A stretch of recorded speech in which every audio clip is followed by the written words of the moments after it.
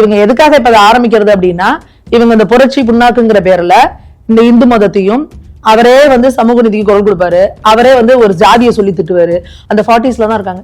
ஏன் மணியம்மை அவர்களுக்கு வந்து மறுமணத்தை பத்தி நீங்க யாருமே முன்னெடுக்கல? உங்க கூட தாலி கட்டி குடும்பம் நடத்துற மனைவி கூட உங்க கருத்தை திணிக்க மாட்டீங்க, பொதுமக்கள் மேல எப்படி அந்த கருத்தை திணிப்பீங்க? நீங்க வீரமணி அவர்களோட மனைவியை பாத்திருக்கீங்களா? தாலி போட்டு பொட்டு வச்சு கோவிலுக்கு போய் நல்லா இருக்காங்க மங்களகரமா. அவையார் வந்து ஆத்திச்சூடி எழுதுறதுக்கு வந்து பெரியார் தான் பேனா வாங்கி கொடுத்தாரு. பெண்களுக்கு கல்வியே கிடையாது, பெரியார் வந்துதான் கல்விங்கிறாங்க. சுடிதார் போட்டு சுத்துற அவர் வைரமுத்து அவருக்கு தான் கூட்டிட்டு போய் நீங்க அரசவை புலவர்னு சொல்லிட்டு ஏதோ ஒண்ணு கொடுத்துட்டு இருக்கீங்க. பெண் புலவர்களை நீங்க வந்து ரெகக்னைஸ் பண்ண மாட்டேங்கிறீங்க.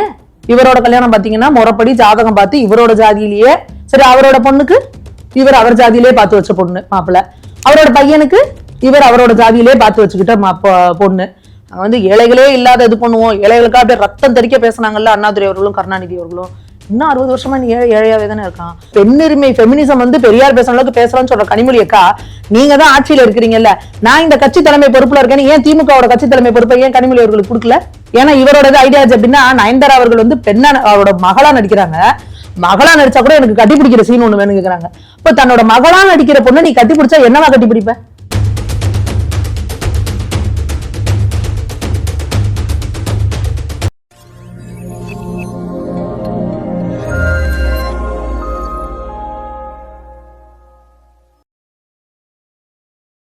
தாமரை நேயர்களுக்கு வணக்கம். இன்று நம்மோடு இணைந்திருக்கும் சிறப்பு விருந்தினர் பாஜகவின் மகளிர் அணி செயற்குழு உறுப்பினர் திருமதி சுமதி மேகவர்ணம் அவர்கள். வணக்கம்.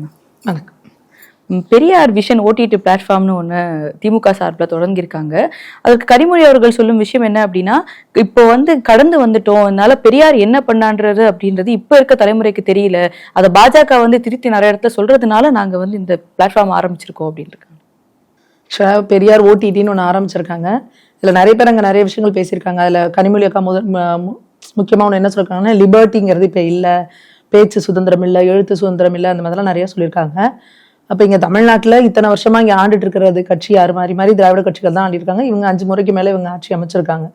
அப்போ இவங்கதான் வந்து பெரியாரிய சிந்தனையும் பெரியாரிய கருத்தியலும் சமூக நீதியும் நாங்க தான் முன்னிறுத்தி தான் மக்கள்கிட்ட ஓட்டு கேட்டாங்க. இவங்க ஒரு புரட்சி ஏற்படுத்துறோம்னு சொல்லி இங்க ஒரு ஆட்சி அமைச்சாங்க. அப்போ இத்தனை வருஷமா நீங்க அதை பண்ணாம என்ன பண்ணிக்கிட்டு இருந்தீங்க? இப்போ நீங்க ஆட்சிக்கு முதல்ல அமர்ந்தது எப்போ? 1967 ஆட்சிக்கு வரீங்க. 67 இருந்து இன்னைக்கு 2024 வந்துருச்சு. இன்னமும் நீங்க சமூக நீதினா அந்த சமூக நீதிக்கு நீங்க என்னதான் பண்ணிருக்கீங்க? இப்ப இவங்க கனிமொழி அக்கா வந்து சொல்றாங்க இல்லையா, நாங்க வந்து சமூக நீதியும் பெரியார் பேசாத பெண்ணுரிமை எங்கேயுமே இல்ல அப்படின்னு சொல்லி சொல்றாங்க. எல்லாம் கரெக்ட், பெரியார் பெண்ணுரிமை பெரியாரோட பெரிய ஃபெமினிஸ்டே இல்ல. ஆமா ரைட் அப்படி நீங்க சொல்றீங்க. ஏன்னா அந்த இடத்துல வந்து ஒரு புரட்சிகரமான கருத்துக்களை சொன்னார். உங்க இதுக்கே வச்சுக்கிறோம்னு வச்சுக்கோங்க, பெரியார் தான் ஃபெமினிஸ்ட் பேசினார்னா பிராக்டிகலா எந்த அளவுக்கு அதை நீங்க வந்து இம்ப்ளிமெண்ட் பண்ணிருக்கீங்க? வாயிலே பேசிட்டா முடிஞ்சு போச்சா? திராவிடர் கழகம் இருக்கு இல்லையா, பெரியார் ஆரம்பிச்சது தானே. அப்ப பெரியார் வந்து ஒரு ஃபெமினிஸ்ட் அப்படின்னா அவர் தன்னோட இதுல என்ன சொல்லியிருக்கணும்? என்னோட திராவிடர் கழகத்துல இத்தனை % வந்து பெண்களுக்கு வந்து இது கொடுத்துருக்கணும், பொறுப்பு கொடுக்கணும், பெண்கள் தான் வந்து அந்த கட்சிக்கு தலைவரா இருக்கணும், பெண்களுக்கு முக்கியமான முடிவு எடுக்கிறதுல வந்து டிசிஷன் இதுல வந்து பங்கு இருக்கணும். இதெல்லாம் செஞ்சிருக்காரா பெரியார்? இன்னை வரைக்கும் திராவிடர் கழகத்துல ஏதாவது ஒரு பெண் தலைவர்களை நீங்க பாத்திருக்கீங்களா? எத்தனை பேருக்கு கொடுத்துருக்காங்க முக்கியத்துவம்? சரி, திமுகவுக்குவாங்க, திமுகல எத்தனை பெண் தலைவர்கள் இருக்காங்க? கனிமொழி அக்கா தான் அவங்க தெரியிற முகமா இருக்காங்க. ஏன்? அவங்க அப்பா வந்து ஒரு முன்னாள் முதல்வர், அவர் வந்து ஒரு கட்சி தலைவர், அதனால கட்சி தலைவரோட மகள்ங்கிறதுனால இங்க இருக்கு. சாமானிய பெண்களுக்கெல்லாம் சென்னை மேயராக பிரியா அவங்க இருக்கிறதும் வந்து சொல்லக்கூடிய விஷயம் தானே. எத்தனை வருஷத்துல? 2000 தானே, 2020 தானே நீங்க இதை பண்றீங்க. இத்தனை வருஷமா நீங்க என்ன பண்ணிட்டு இருந்தீங்க? அதே போல பாருங்க, அண்ணா மறைஞ்சதுக்கு அப்புறமா கருணாநிதி அவர்கள் வந்து கட்சி தலைவர் பதவி ஏற்கிறார். கடைசியா அவர் வந்து வீல் சேர்ல நடக்கிறப்ப கூட அவர் தான் கட்சி தலைவர். ஏன் இத்தனை வருஷமா அந்த கட்சி தலைவருக்கு வேற யாருமே தகுதியானவங்க கிடையாதா? கருணாநிதி அவர்களை விட்டா? சரி, கருணாநிதி அவர்கள் மறைஞ்சிட்டாரு, அதுக்கப்புறமா முதல்வர் பதவியை இவருக்கு கொடுத்துருக்காங்க. அப்ப கட்சி தலைவர் பதவியை வேற யாருக்காவது கட்சிக்காக பாடுபட்ட மித்தவங்களுக்கு கொடுத்துருக்கலாம் இல்லையா? ஏன் கொடுக்கல? ஆனா கட்சியில இருக்கவங்களே வந்து உதயநிதியும் இன்பநிதியும் ப்ரொஜெக்ட் பண்றதானே ஆசை. அது பண்ணுவாங்க. ஏன்னா நீங்க அதெல்லாம் சொல்ற இல்ல, இப்ப நான் இப்ப வந்து சமூக நீதி நீங்க சொல்லிக்கிறீங்க, நீங்க அப்புறம் என்னத்தை நீங்க மாற்றத்தை கொண்டு வரதுக்கு நீங்க என்ன பண்றீங்க? உங்களோட கட்சிக்குள்ள உங்களுக்குன்னு இருக்கிற ஒரு இதுக்குள்ளேயே உங்களால பண்ண முடியலன்னா சமுதாயத்துல நீங்க எப்படி போய் நீங்க என்ன மாற்றத்தை உண்டு பண்ணுவீங்க? நீங்க இப்ப அதே சொல்றத பாருங்க. பெண்ணுரிமை பெமினிசம் வந்து பெரியார் பேசுற அளவுக்கு பேசலாம்னு சொல்ற கனிமொழி அக்கா, நீங்க தான் ஆட்சியில இருக்கிறீங்கல்ல, நான் இந்த கட்சி தலைமை பொறுப்புல இருக்கேன், ஏன் திமுகவோட கட்சி தலைமை பொறுப்பை ஏன் கனிமொழி அவர்களுக்கு கொடுக்கல? ஏன் கொடுக்கல? அப்ப என்ன எவ்வளவு ஆணாதிக்க சிந்தனை உங்ககிட்ட தானே இருக்கு. எத்தனை பட்டியலின மக்கள் வந்து இங்க வந்து முக்கியமான பொறுப்புல இருக்காங்க திமுகல? என்ன சமூக நீதி இது? சொல்லுங்க. திராவிடர் கழகத்துல எத்தனை பட்டியலின மக்கள் வந்து இருக்கிறாங்க? பட்டியலின சமூகத்தை சேர்ந்த எத்தனை பிரதிநிதிகள் வந்து திராவிடர் கழகத்துல முக்கியமான பொறுப்புல இருக்காங்க, திமுக முக்கியமான பொறுப்புகள் இருக்காங்க. இவங்களுக்கு என்ன அதாவது ஒரு சித்தாந்தத்தை மக்கள் கிட்ட கொண்டு போறோம்னா முதல்ல அதை நம்ம ஃபாலோ பண்றவங்களா இருக்கணும். நீங்க வந்து சும்மா வாயில ஊருக்கு தான் பேசுவேன், ஆனா நான் பண்ண மாட்டேன், நான் இன்னும் அதே வந்து நான் அந்த இது சொல்லுவாங்க பாருங்க, அந்த மன்னராட்சி முறை அப்படின்னு சொல்ற மாதிரி இன்னமும் நான் அவருக்கு அப்புறம் அவர் பையன் நீங்க சொன்ன மாதிரி கருணாநிதி அவர்களுக்கு அப்புறம் ஸ்டாலின் அவர்கள், ஸ்டாலின் அவர்களுக்கு அப்புறம் உதயநிதி அவர்கள், உதயநிதி அவர்களுக்கு அப்புறம் இன்பநிதி அவர்கள். இதுக்கு பேர் என்னது? இதுதானே மன்னராட்சி முறைங்கிறது. அப்ப அங்க இதேதான் இவர்கள் என்ன சொல்றாங்க, இல்ல என்னைய விட கட்சியில வேலை இன்னும் ஒர்க் பண்ண தகுதியானவங்க இருக்காங்க அப்படின்னு உதயநிதி அவர்கள் தானே சொன்னாங்க. இப்ப எப்படி அந்த ஒர்க் பண்ணவங்களா இல்லாம போயிட்டாங்களா? அடுத்து அடுத்து அடுத்து அடுத்து இவங்க அவங்களே தான் ப்ரொஜெக்ட் பண்ணிக்கிறாங்க. அவங்க மட்டும்தான் இருக்கிறாங்க. அந்த குறிப்பிட்ட ஒரு குடும்பம் மட்டுமே தான். அந்த குடும்பங்கள் ஒரு 10 குடும்பம் இருக்கு ஹெட்ல, அவங்களோட பிள்ளைகள் அடுத்து போறாங்க.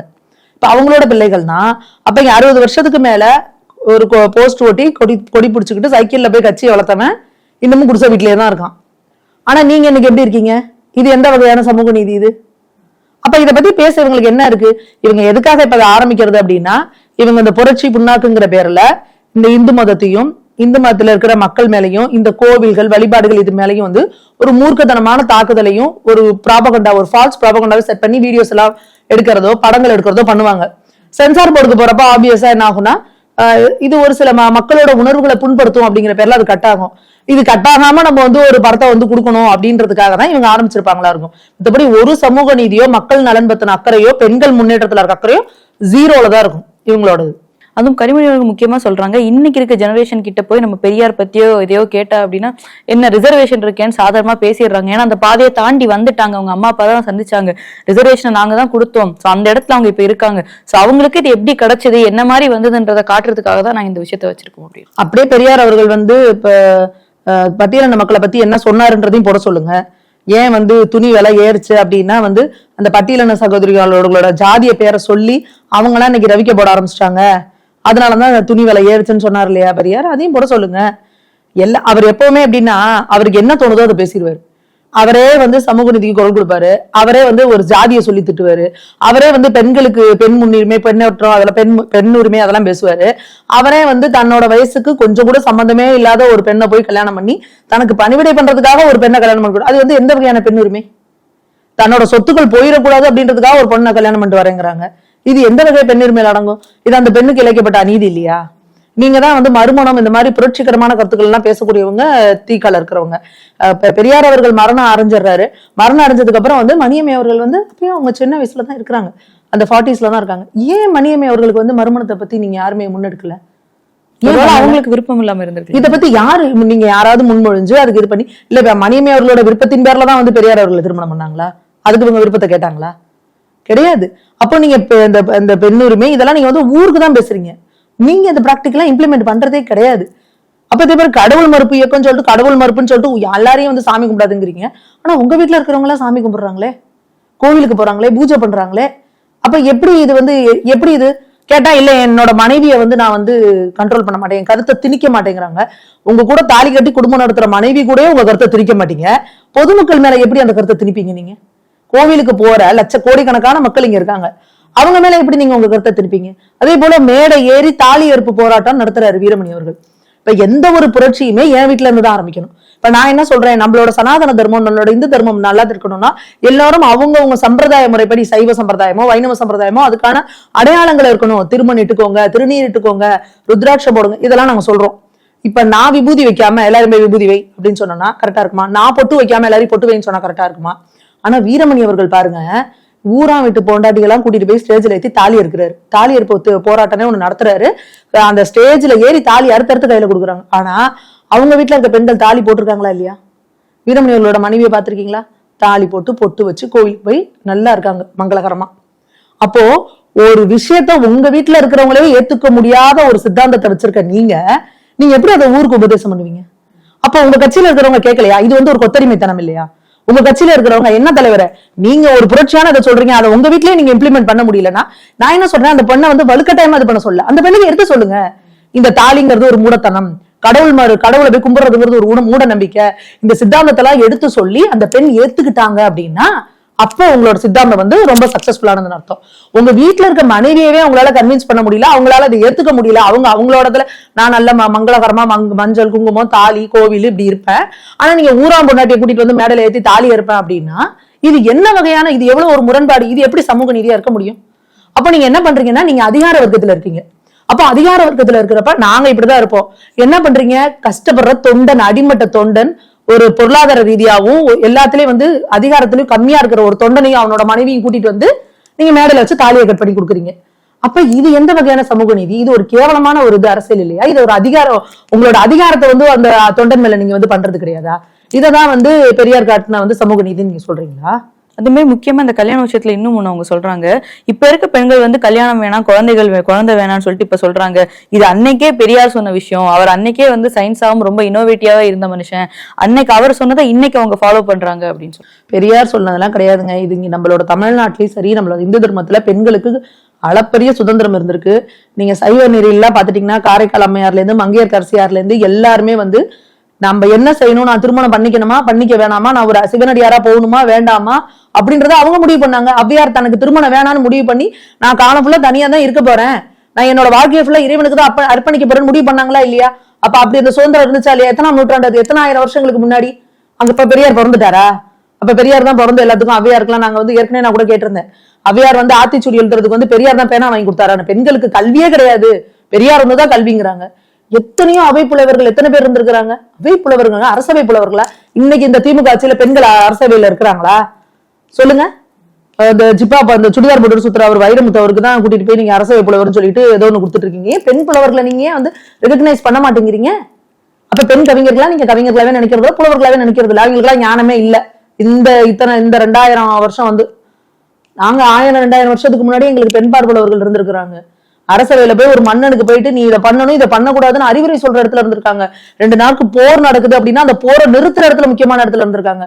அப்ப பெரியார் வந்துதான் இதெல்லாம் பண்ணினாருன்னு சொல்லி நீங்களாம் வந்து ஒரு பிரபகண்டா பண்ணா அப்ப வரலாறு தெரியாத, வரலாறு படிக்காத அடுத்த தலைமுறை இளைஞர்களுக்கு வேணா நீங்க இந்த மாதிரி போய் சொல்லிட்டு இருக்கலாம். இதை படிச்சவங்க கிட்ட வந்து நீங்க சொல்றப்ப அவங்களுக்கு தெரிஞ்சு போயிடும் இது எப்பேற்பட்ட இது பொய்ய நீங்க பேசிட்டு இருக்கிறீங்க அப்படின்றது. அது முக்கியமா சத்யராஜ் அவர்கள் வச்சுதான் சொல்றாங்க, இன்னைக்கு போய் இந்த வாழ்வியல் நெறி வாழ்வு எப்படி கொண்டு போகணும் அப்படின்றத சாமியார்கள்ட்ட போய் நீங்க இது பண்றீங்க. அன்னைக்கே கி வீரமணி அவர்கள் வந்து ஒரு புத்தகத்துல கொண்டு வந்துட்டாரு அப்படின்னு. ஆமா, சத்யராஜ் அவர்கள் எப்படின்னா ஊருக்கு தான் வந்து இது பண்ணிட்டு இருப்பாரு. இவர் வந்து நான் வந்து பெரியாரோட இவன் அப்படி இப்படின்லாம் பேசுறாருல. இவர் ஏன் வந்து ஒரு கருப்பு சட்டை போட்டுக்கிட்டு தாலி எல்லாம் கட்டாம ஒரு சுயமரியாதை கல்யாணம் ஏன் பண்ணிக்கல? இவரோட கல்யாணம் பாத்தீங்கன்னா முறைப்படி ஜாதகம் பார்த்து இவரோட ஜாதியிலேயே இவரோட அம்மா அப்பா பார்த்து வச்ச இவங்க ஐயரை வச்சு அந்தனரை வச்சு மரியாதையா பண்ணிக்கிட்ட ஒரு வேத முறை மந்திரம் ஒழுங்கா கல்யாணம் பண்ணிக்கிட்டாரு சத்யராஜ் அவர்கள். சரி, அவரோட பொண்ணுக்கு இவர் அவர் ஜாதியிலே பார்த்து வச்ச பொண்ணு மாப்பிள்ள, அவரோட பையனுக்கு இவர் அவரோட ஜாதியிலே பார்த்து வச்சுக்கிட்ட பொண்ணு. இவங்களுக்கு எல்லாம் எப்படி கல்யாணம் நடந்துச்சு? ப்ராப்பரா நம்மளாம் எப்படி மந்திரம் போனீங்க நம்மளோட திருமண சடங்கு வச்சு பண்ணாங்க. ஏன் நீங்க உங்களுக்கு உங்க பிள்ளைங்களுக்கு எல்லாம் வந்து நான் ஒரு திராவிட கல்யாணம் சுயமரியாதை கல்யாணம் பண்றேன், கருப்பு சட்டை போட்டுக்கிட்டு ராகு காலத்துல இல்ல யமகண்டத்துல போய் நான் பெரியார் சிலைக்கு முன்னாடி மாலையை மாத்தி கல்யாணம் பண்ணிக்கிறேன், அதெல்லாம் நீங்க ஏன் பண்ண மாட்டீங்க? ஒரு சாமானிய ஏழை தொண்டனும் ஒரு அப்பாவி தொண்டனும் வந்து நீங்க இதெல்லாம் செய்ய வைப்பீங்க. ஏன்னா அவன் வாழ்க்கை நாசமா போச்சுன்னா அதை பத்தி உங்களுக்கு கவலை கிடையாது. உங்களுக்கு தேவை அந்த நேரத்துக்கு ஒரு விளம்பரம், அவ்வளவுதான். அப்ப நீங்க ஏன் இதெல்லாம் செய்ய மாட்டேங்கிறீங்க? நீங்க ஏன் வந்து அதெல்லாம் பண்ண மாட்டேங்கிறீங்க? இதே சினிமாவே பாருங்க, இவருக்கு அப்புறம் இவர் பையனை கொண்டு வர்றாரு, ஏன் அவரோட பெண்ணை கொண்டு வரல? அவங்க மருத்துவத்துறையில இருக்கு. அதான் சொல்றேன், இவங்களுக்கு எப்படின்னா பெண்கள் அப்படின்னா நம்ம பெண் வந்து ஒரு கண்ணியமான இதுல இருக்கணும், நம்ம பெண் வந்து ஒரு மருத்துவத்துறையில இருக்கணும், இப்படி இருக்கணும், இல்ல சினி ஃபீல்டுல எல்லாம் நம்ம பொண்ணை கொண்டு வரக்கூடாதுன்னு இவங்க வந்து இந்த பிற்போக்கான சிந்தனையை வச்சுக்கிட்டு. ஏன்னா இவரோட ஐடியாஸ் எப்படின்னா நயன்தாரா அவர்கள் வந்து பெண்ணா அவரோட மகளா நடிக்கிறாங்க, மகளா நடிச்சா கூட எனக்கு கட்டிப்பிடிக்கிற சீன் ஒண்ணு வேணும்னு கேக்குறாங்க. இப்ப தன்னோட மகளா நடிக்கிற பொண்ணை நீ கட்டிப்பிடிச்சா என்னவா கட்டிப்பிடிப்ப? இது என்ன ஒரு கேவலமான பேச்சு இது? இந்த மாதிரி ஒரு சிந்தனையோட பெண்ணை பாக்குற நீங்க அப்ப உங்களோட பெண்ணை பொதுவெளிக்கு கொண்டு வரதுக்கு யோசிப்பீங்களா இல்லையா? அப்ப பொதுவெளியில இருக்கிற பெண்கள் எல்லாத்தையுமே நீங்க இப்படிதானே கேவலமா பாக்குறீங்க. அப்போ உங்களோட பெண்ணை எப்படி கொண்டு வருவீங்க அந்த இடத்துக்கு? அப்ப நீங்க என்ன ஃபெமினிசம் பேசுறீங்க?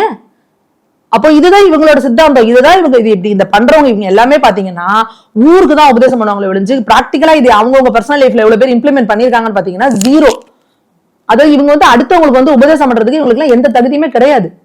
அந்த நிகழ்ச்சியை சத்யராஜ் அவர்கள் இன்னொரு விஷயத்த சொல்றாரு, என்ன அப்படின்னா வட மாநிலத்துல இருக்கவங்க வந்து எல்லாரும் நான் எங்கன்னா கோயம்புத்தூர்ல யார் ஜெயிப்பேன் என்னன்னு நான் கான்சென்ட்ரேட்டா இருந்தேன், ஆனா வட மாநிலத்துல இருக்கவங்க என்ன நினைக்கிறாங்க அப்படின்னா தூத்துக்குடியில யார் ஜெயிக்க போறாங்க, அந்த அம்மா பார்லிமெண்ட் வந்தா பார்லிமெண்டே அதிருமே அப்படின்ட்டு ஒரு கருத்தை வட மாநிலர்கள் சொல்றாங்க அப்படின்னா. என்ன அப்படி தூத்துக்குடியில இருந்து போய் இந்த அம்மா என்ன ததற விட்டாங்க பார்லிமெண்ட்? இப்ப பார்லிமெண்ட் தான் லைவ்ல வந்துகிட்டு இருக்கு, இவங்க என்ன பண்ணிட்டு இருக்கிறாங்க? சம்மந்தம் இல்லாம ஒண்ணு போய் இந்த வரட்டு தவளை மாதிரி ஒண்ணு நீட்டுன்னு கத்துவாங்க. நீட்டு ஆல்ரெடி கோர்ட்ல போயிட்டு இருக்குது. வேற என்ன பேசுவாங்க? வேற என்ன பண்ண தெரியும் இவங்களுக்கு? என்ன அப்படி அதர விட்டுருக்காங்க? எப்படி வந்து என்னென்னலாம் வந்து தூத்துக்குடிக்கா வாங்கிட்டு வந்து எல்லாம் பண்ணியிருக்கிறாங்க. இன்னொன்னு, இப்ப நீங்க சேனல்ல பாத்தீங்கன்னா ஒட்டுமொத்த தமிழ்நாடு நியூஸும் வந்து கோயம்புத்தூர் தான் ஃபோக்கஸ் பண்ணாங்க. கோயம்புத்தூர்ல என்னன்னு எத்தனை நார்த் இந்தியன் சேனல்ஸ் ஆகட்டும், இந்தியன் சேனல்ஸ் ஆகட்டும் தூத்துக்குடியை ஃபோக்கஸ் பண்ணாங்க. நீங்க பாத்தீங்களா? நீங்க மீடியால இருக்கீங்க, எப்படி ஃபோக்கஸ் பண்ணாங்க? ஒருவேளை இவர் பார்த்துட்டு இருந்திருப்பாரா இருக்கும், கனிமொழிக்கா வருவாங்களா என்ன பண்ணுவாங்க அப்படின்ட்டு. இது மாதிரி ஏதாவது ஒரு ஹைப்பை கிரியேட் பண்ணிக்கிட்டு இவங்களா ஏதாவது ஒண்ணு பண்ணிக்கிட்டு, ஏன்னா இவங்களுக்கு வந்து எப்படின்னா, இவங்களே வந்து இந்த கட்சிக்குள்ள கனிமொழி அக்காவுக்கு எந்த அளவுக்கு முக்கியத்துவம் இருக்கு, உதயநிதி அவர்களுக்கு எவ்வளவு முக்கியத்துவம் இருக்கு அப்படின்றது எல்லாருக்குமே தெரியும். கருணாநிதி அவர்கள் இருந்த காலத்துல இருந்தே கட்சியில ரொம்ப சிறு வயதுல இருந்தே வந்து நிறைய வேலை செஞ்சு களப்பணியாற்றி எல்லாம் வந்தவங்க கனிமொழி. ஆனா உதயநிதி அவர்கள் இப்போ ஒரு 4 வருஷத்துக்கு முன்னாடி வந்தாரு. இப்ப இங்கே எந்த வகையான ஆணாதிக்கம் இருக்கு உங்களுக்கு? அதை பேச தைரியம் இருக்கா சத்யராஜ் அவர்களுக்கு? கனிமொழி அவர்கள் வந்து இந்த அளவுக்கு, சரி நீங்க உங்க பேச்ச வச்சுக்கோ, இந்தியன் லெவல்ல வந்து ஒரு பெரிய மாஸ் கிரியேட் பண்ற கனிமொழி அவர்களை ஏன் அடுத்த துணை முதல்வரா போறணும்ன்ற பேச்சு கூட அடிபடுறது இல்ல. பேச்சு கூட உதயநிதி தான் வரணும், உதயநிதி அவர்கள் தான் வரணும், உதயநிதி அவர்கள் தான் வரணும் அப்படின்னு எல்லாம் உருண்டு பொருள்றாங்க. அங்க பிரதர்ஷனம் போறாங்க, விட்டா பால் காவடி எல்லாம் எடுப்பாங்க போல இருக்கு, மொட்டை அடிக்கிறது எல்லாம் பண்ணுவாங்க போல இருக்கு. அடுத்து உதயநிதி அவர்கள் வரணும்னு அடுத்து அதையும் பண்ணுவாங்க. தொண்டர்களோட கடுமையான இதுக்காக நாங்க வந்து அடுத்து கல் மனசோட நாங்க வந்து எத்தனையோ மூத்த தலைவர்கள் இருக்க நாங்க வந்து உதயநிதி அவர்களை வந்து முன்மொழிகிறோம் அப்படின்னு சொல்லி கொண்டு வருவாங்க. துரைமுருகன் அவர்களும் சொல்றாரு, அதாவது துணை முதல்வர் பதவி கொடுத்தா யாருதான் வேணான்னு சொல்ல மாட்டாங்க அப்படின்ற மாதிரி சொன்னாங்க. ஆமா, கண்டிப்பா இருக்குல்ல. அதாவது எல்லாருக்குமே இவங்களுக்கு வந்து கீழே கொத்தடிமையாவே இருக்கணும்னு இருக்கா என்ன? எல்லாருமே வந்து அவங்க ஒரு கடினமான அரசியலை முன்னெடுத்திருக்கிறாங்க. தங்களோட அரசியல் தன் வாழ்க்கையில பெரும்பகுதியை வந்து இந்த அரசியலுக்காக கழிச்சிருக்கிறாங்க. அண்ணா அவர்கள் இருந்த காலத்துல இருந்தே டிராவல் பண்ணி வந்திருக்கிறாங்க. அப்போ யாருக்குமே ஆப்வியஸா இருக்கும் தானே. அடுத்தது நம்ம ஒரு குடும்பமே எல்லாத்தையும் அனுபவிச்சுட்டே இருக்கோம், நம்ம வந்து கீழே இருப்போமா? எவ்வளவு நாள் அவங்க வந்து வாய மூடிட்டே இருப்பாங்க? யாருக்குமே அந்த மனசுக்குள்ள வெளியில பேசுறப்ப வேணா பேசிக்காம இருக்கலாமே ஒழிஞ்சு உள்ளுக்குள்ள எல்லா மூத்த தலைவர்களுக்குமே அந்த அதிருப்தி இருக்கதான் செய்யும். தொண்டர்கள்லயுமே வந்து ரொம்ப மூத்த தொண்டர்களுக்கு எல்லாம் வந்து கடுமையான அந்த அதிருப்தி இருக்கு. ஏன்னா அவங்களை பொறுத்த வரைக்கும் ஒரு டால் லீடரா வந்து கருணாநிதி அவர்களை பார்த்திருக்காங்க. அதுக்கப்புறம் ஸ்டாலின் அவர்களும் சிறு வயதுல இருந்து அவங்களோட பயணப்பட்டு வந்திருக்காங்க. திடீர்னு உதயநிதி அவர்களை கொண்டு வரப்போ மூத்த வயசுல அந்த மாவட்ட செயலாளர்கள் ஆகட்டும், மூத்த நிர்வாகிகள் எல்லாத்தையுமே வந்து ஒரு கடுமையான அதிருப்தி வந்து சலசலப்பு அங்க இருக்கதான் செய்யுது. அது நிறையவே வெளிப்படுது. இவங்க வந்து அதை அப்படியே பூசி மொழிகிட்டு இருக்காங்க, அவ்வளவுதான். இப்போ அண்ணாமலை அவர்கள் தி கிரைம் முன்னேற்ற கழகம் அப்படின்ற ஒரு இதை வந்து வெளியிட்டிருக்காரு. பாஜகல இருக்கவங்க திமுக தான் அதிக ரவுடிகள், திமுக வந்து பாஜக அதிக ரவுடின்னு சொல்லிட்டு இருக்கனால பாஜக இப்ப தற்போது இந்த ஃபைலை வந்து வெளியிட்டு இருக்காங்க. இப்போ திமுக வந்து வெளியிட்ட பாஜக என்ன செய்யும்? நான் என்ன கேக்குறேன், நாங்க வந்து ஆட்சியில அதிகாரத்துல எதுலயுமே இல்ல. நீங்க என்ன சொல்றீங்க? பிளண்டா அப்படியே பாஜக நிறைய ரவுடிங்க இருக்காங்க, ரவுடி எப்படி சொல்றீங்க? ரவுடிகள்னா எந்த இதுல சொல்றீங்க? ஏதோ ஒரு ஒன்றிய பொறுப்புலயோ எதுலயோ இருக்கவங்கள முகம் தெரியாதவங்கள ஃபேக்கா இந்த மாதிரிலாம் போட்டு நீங்க சொல்றீங்க, லிஸ்ட்டை கொடுக்குறீங்க. ஓகே, நான் என்ன சொல்றோம், ரவுடிகள் இருக்காங்க அப்படின்னா ரவுடிகளை அடக்க வேண்டியது யாரோட பொறுப்பு? காவல்துறையோட பொறுப்பு. காவல்துறை யாரோட கட்டுப்பாட்டுல இருக்கு? முதல்வர் அவர்களோட கட்டுப்பாட்டுல இருக்கு. நீங்க ஏன் லிஸ்ட் வெளியிடணும்? நீங்க தானே ஆட்சியில இருக்கீங்க, நடவடிக்கை எடுங்க. ரவுடிசத்தை ஒழிக்கிறது தானே உங்களோட வேலை. ரவுடிசங்கெல்லாம் லிஸ்ட் போட்டு கொடுக்கறது உங்க வேலையா? நாங்க ஆட்சியில இல்லைங்க, அதனால இன்னைக்கு நீங்க எல்லாம் பெரிய பெரிய பொறுப்புல அவங்க எல்லாம் இருக்கிறாங்க. பொறுப்புல இருக்கிறவங்க இந்த பாருங்க இவ்வளவு பேர் வந்து இந்த மாதிரி ஏதாவது ரவுடிசம்னா சும்மா பக்கத்து வீட்டுல போய் அடிக்கிறது, இந்த கொலாயடி சண்டை அந்த மாதிரி கிடையாது. பெரிய பெரிய கிரைம்ல ஈடுபட்டவங்களை எல்லாத்தையுமே வந்து கேட்டகரைஸ் பண்ணி கிட்டத்தட்ட 18 பக்கத்துக்கு மேல கிட்டத்தட்ட 110 பேருக்கு மேல இருக்கிறாங்க. எல்லாமே மேஜர் கிரைம் வந்து அண்ணாமலை அவர்கள் வெளியிட்டிருக்காங்க. நான் என்ன சொல்றேன், நீங்க உண்மையாலுமே வந்து இந்த தமிழ்நாடு மேல எனக்கு அக்கறை இருக்கு, தமிழ்நாட்டோட சட்டம் ஒழுங்க வந்து நான் வந்து அப்படியே கண்ணு கருத்துமா கண்ணை பாதுகாக்கிற மாதிரி பாதுகாக்கிறேன், இரும்பு கரம் கொண்டு ஒடுக்குவேன் அப்படின்னா அந்த இரும்பு கரம் எல்லா ரவுடிகளையும் தான் ஒடுக்கணும். இந்த கட்சிக்காரனை விட்டுருவேன், இந்த கட்சிக்காரனை விட்டுருவேன், என் கட்சிக்காரனை விட்டுருவேன், இந்த கட்சிக்காரனை மட்டும் ஒடுக்க மாட்டேன் அப்படின்னா அது எப்படி? அப்போ நாங்க என்ன சொல்றோம், இப்ப லிஸ்ட் வந்திருக்குல்ல, இப்ப திமுக என்ன பண்ணணும், உண்மையாலுமே அவங்க மேல அந்த மாதிரி ஹிஸ்டரி ஷீட் இருக்கான்றத பாருங்க. இருந்ததுன்னா அவங்க மேல நடவடிக்கை எடுங்க. இல்லைன்னா இல்ல இவர் அண்ணாமலை அவர் சொல்லிருக்கிறது தப்புன்னு சொல்லி நீங்க ஒரு பிரஸ் மீட் வச்சு ஒரு இது பண்ணுங்க, ரிலீஸ் பண்ணுங்க. அதுல எம்பி கலாநிதி வீராசாமி அவருடைய பேர் இருக்கு. அவர் வந்து நில மோசடி அபகரிப்பு அப்படின்ட்டு ஒரு அக்யூசேஷன் தான் இருக்குது. அந்த அக்யூசேஷன் எல்லாம் உள்ள கொண்டு வந்து ரவுடி அப்படின்ட்டு ப்ரொபகண்ட் பண்றாங்க. இல்ல அதுல வந்து அவர் என்ன சொல்றாரு அப்படின்னா மேஜர் கிரைம்ல இன்வால்வ் ஆனவங்கன்றதான் அவர் சொல்றாரு. மேஜர் கிரைம் அதுலயுமே அவர் சொல்றாரு, இந்த பர்சனல் லைஃப்ல அந்த மாதிரி இருக்கெல்லாம் எடுத்தாருன்னா 18 பக்கம்லாம் பத்தாது, அது போயிடும், ஒரு 150 பக்கத்துக்கு போயிடும். அதெல்லாம் எடுக்காம இந்த மேஜர் கிரைம்ல இன்வால்வ் ஆயிருக்கவங்க, அதாவது அவரே சொல்லியிருக்காரு, அதுல பெரிய கோவில்கள்ல இருக்கிற நிலங்கள் கோவில் நிலங்களா இல்ல நம்மளோட மக்களோட நிலங்களை அபகரிக்கிறதுலாம் பெரிய கிரைம் தானேங்க. இவங்க பண்றதே மிகப்பெரியது. ஜெயலலிதா அவர்கள் முன்னெடுத்தது என்ன, நில அபகரிப்புல வந்து இது பண்ணுங்கன்னு சொன்னப்ப எவ்வளவு பேர் வந்து கம்ப்ளைண்ட் கொடுத்தாங்க. இவங்களோட மேஜர் கிரைமே வந்து நிலங்களை வந்து கையகப்படுத்துறது. பெரிய லெவல்ல. அதான் நம்ம சொல்லுவாங்க, ஒரு இடத்த வச்சிருக்கோம் அப்படின்னா வேலி போடாம நீங்க வச்சிருந்தீங்கன்னா அவ்வளவுதான், அது நமக்கு சொந்தம் இல்ல, வந்து ஆட்டையை போட்டு போயிருவாங்கிற அளவுக்கு ஊர் பக்கம்னா அது ரொம்ப பிரசித்தியான வார்த்தை. அது எப்படி இவங்க வந்து நிலத்தை ஆக்கிரமிப்பு பண்ணுவாங்க, அதுக்கு எந்த அளவுக்கு அட்ராசிட்டி பண்ணுவாங்க, எந்த அளவுக்கு அவங்க பவரை காட்டுவாங்க, அந்த எதிர்த்தரப்புல இருக்கவங்க எதுவுமே பண்ண முடியாம ஹெல்ப்லெஸ்ஸா இருப்பான். அந்த மாதிரி அவங்க நிறைய பண்ணிட்டு இருக்காங்க. இது இல்லாம நிறைய கிரைம்ஸ் வந்து சில அரசியல் கொலைகள்ல தொடர்புடையவங்க அதெல்லாம் சொல்றாரு. சோ அந்த மாதிரி எல்லாமே ரிலீஸ் பண்ணியிருக்காரு. நாங்க என்ன சொல்றோம், நடவடிக்கை எடுங்க முதல்வரே தான் சொல்றோம். எந்த கட்சியில இருந்தாலும் ரவுடிகள் ரவுடிகள் தான், நீங்க அவங்க மேல நடவடிக்கை எடுங்க. நாங்க எங்க கையில எந்த ஆட்சியும் அதிகாரமும் இல்ல, நாங்க வந்து ஜஸ்ட் லிஸ்ட்டை வெளியிடுறோம். நாங்க இதை என்ன பண்ணுவோம், அதிகபட்சம் வந்து சம்பந்தப்பட்ட துறைக்கு வந்து தலைவர் வந்து அனுப்புவாரு, இல்ல கவர்னர்ட்டு கொடுப்பாரு, அந்த மாதிரி செய்வாரு. நீங்க இப்ப ஆட்சியில இருக்கிறீங்க, நீங்க என்ன பண்ணலாம், டைரக்டா இப்போ உங்களோட கீழே இருக்க காவல்துறை இருக்குல்ல, உங்க கையில தானே இருக்கு, நீங்க கூப்பிட்டு இது பண்ணுங்க. உங்க கையில தானே உளவுத்துறை இருக்கு, அவங்கள்ட்ட கூப்பிட்டு இதெல்லாம் கரெக்டா செக் பண்ணுங்கன்னு சொல்லுங்க. நம்ம கட்சியில யாரெல்லாம் இந்த மாதிரி எல்லாம் இருக்கோ அவங்கள மேல நடவடிக்கை எடுங்க, அவங்க எல்லாம் பதவி விட்டு நீக்குங்க, கட்சியை கிளீன் ஸ்லெட் மாதிரி ஆக்கி வைங்க. சொல்ல முடியுமா உங்களால? கம்ப்ளீட் கிளீன் ஸ்லெட் ஆயிரும், அங்க ஒண்ணுமே இல்லாம ஆயிடும். ஏன்னா அதுதான் இவங்களோட வரலாறு, பூகோளம் எல்லாமே இதுதான். இவங்களுக்கு வந்து இதை வந்து பேசுறது சும்மா எதனாவது டீவியேட் பண்ணணும், ஏதோ ஒண்ணு இவங்க செய்யற இந்த மாதிரி இவங்க இந்த ஆட்சி நிர்வாகம் பண்ண தெரியாம பண்ற விஷயங்கள், இந்த மின் கட்டண உயர்வு, எங்க பார்த்தாலும் தினம் தினம் கொலை, இதெல்லாம் திசை திருப்பறதுக்காக இவங்களோட ஆட்களை வச்சு எதையாவது இப்படி இவங்க டீவியேட் பண்ணிட்டு இருக்காங்க, அவ்வளவுதான்.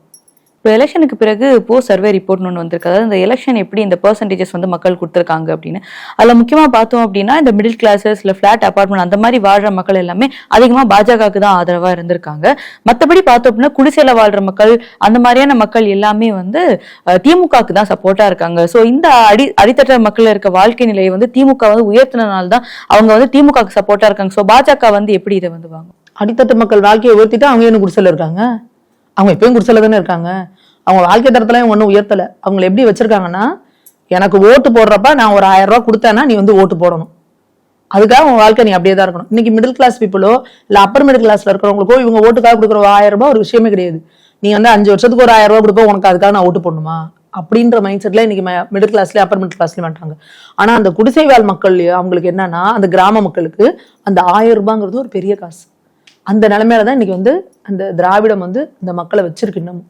அப்போ இந்த நீங்க எலெக்ஷன் டைத்துல என்ன பண்றாங்கன்னா, நீங்க போக்கஸ்டா நீங்க பாத்தீங்கன்னா இந்த இந்த மக்களை வந்து டார்கெட் பண்ணி பாத்தீங்கன்னா ஃபுல்லா அவங்களுக்கு வந்து ஓட்டுக்கு காசு கொடுக்கறது, அவங்களுக்கு 1000 ரூபாய் கொடுக்கறது, 2000 ரூபாய் கொடுக்கறது, 500 ரூபாய் கொடுக்கறது, இன்னும் பொருட்கள் அவங்க என்னது கேட்கறாங்கன்னா இந்த மூக்குத்தி, கொலுசு, ஹாட் பாக்ஸ், இந்த மாதிரி என்னவோ அவங்க கொடுத்து அவங்களுக்கு அது ஒரு பெரிய விஷயமா இருக்கு.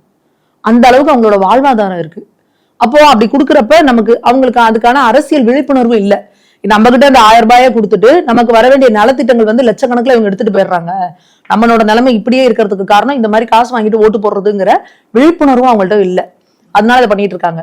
சோ இப்ப நாங்க அதை வந்து பண்ணிட்டு இருக்கிறோம், போய் மக்கள் கிட்ட ரீச் பண்றது, தயவு செஞ்சு காசு வாங்கிட்டு ஓட்டு போடாதீங்க, இதனால எவ்வளவு நஷ்டம் உங்களுக்கு, எவ்வளவோ நலத்திட்டங்கள் வந்து சென்ட்ரல் கவர்மெண்ட் கொடுத்தா கூட அதெல்லாம் எப்படி இவங்க வந்து நடுவுல இடைப்பட்டவங்க வந்து அதுல வந்து லஞ்ச ஊழல் பண்றது, இவங்களுக்கு தேவையானவங்களுக்கு அதை திருப்பி மாத்தி கொடுக்கறது. இன்னும் ஏழைகள் ஏழையாவே தானே இருக்காங்க. நாங்க வந்து ஏழைகளே இல்லாத இது பண்ணுவோம், ஏழைகளுக்காக அப்படியே ரத்தம் தெறிக்க பேசினாங்கல்ல அண்ணாதுரை அவர்களும் கருணாநிதி அவர்களும். இன்னும் 60 வருஷமா நீ ஏழையாவே தானே இருக்கான். ஏதாவது பர்சன்டேஜ் குறைஞ்சிருக்கா, ஏதாவது இன்க்ரீஸ் ஆயிருக்கா, இதெல்லாம் டேட்டா அவங்க கொடுக்கணும். அப்ப இதுக்கான முக்கிய காரணம் என்னன்னா, இவங்க கொடுக்குற ஓட்டுக்கு கொடுக்குற பணம், அந்த அந்த ஓட்டுக்கு பணத்தை கையேந்தி வாங்குற நிலைமையில இன்னமும் மக்கள் இருக்காங்க. இன்னைக்கு கூட ஒரு முதல்வர் அவர்கள் வந்து காலை உணவு திட்டம் வந்து அப்படியே ஆஹா ஓகோன்னு புகழ்றாங்க. காலை உணவு திட்டம் காமராஜர் எத்தனை வருஷத்துக்கு முன்னாடி, கிட்டத்தட்ட 60 வருஷத்துக்கு முன்னாடி காமராஜர் வந்து மத்தியான சாப்பாட்டுக்கு கூட வழி இல்லாம அந்த பையன் ஸ்கூலுக்கு வந்துடாம இருந்துடக்கூடாதுன்னு மதிய உணவு திட்டத்தை கொண்டு வந்தாரு. நீங்க அந்த காமராஜர் எல்லாம் எவ்வளவு கேவலமா பேசி எல்லாம் பண்ணி நாங்க தான் அப்படியே தலைகீழா புரட்டிடுவோம் தமிழ்நாட்டை, புரட்சி அப்படியே பொங்கி அப்படியே இளைஞர்களெல்லாம் ஒன்று திரட்டி ஏழைகள் எல்லாம் பணக்காரர்களாக்கி சமூக நீதியை நிலைநாட்டி அப்படிலாம் உணர்ச்சி பொங்க பேசி இன்னைக்கு இந்த 60 வருஷம் ஆச்சு, இன்னமும் ஒரு கால சாப்பாட்டுக்கு வழி இல்லாம பசங்க ஸ்கூலுக்கு வர நிலைமையில தான் இந்த தமிழ்நாடு இருக்கு. ஆனா இந்த விமர்சனத்துக்கு இடையிலையும் ஒரு குழந்தை பேச நம்ம பாக்குறோம், சொல்லுது காலையில எங்க அம்மா அப்பா எந்திரிச்சு வேலைக்கு போயிடுவாங்க, அந்த நிலைமையில தானே நீங்க என்ன வச்சிருக்கீங்க.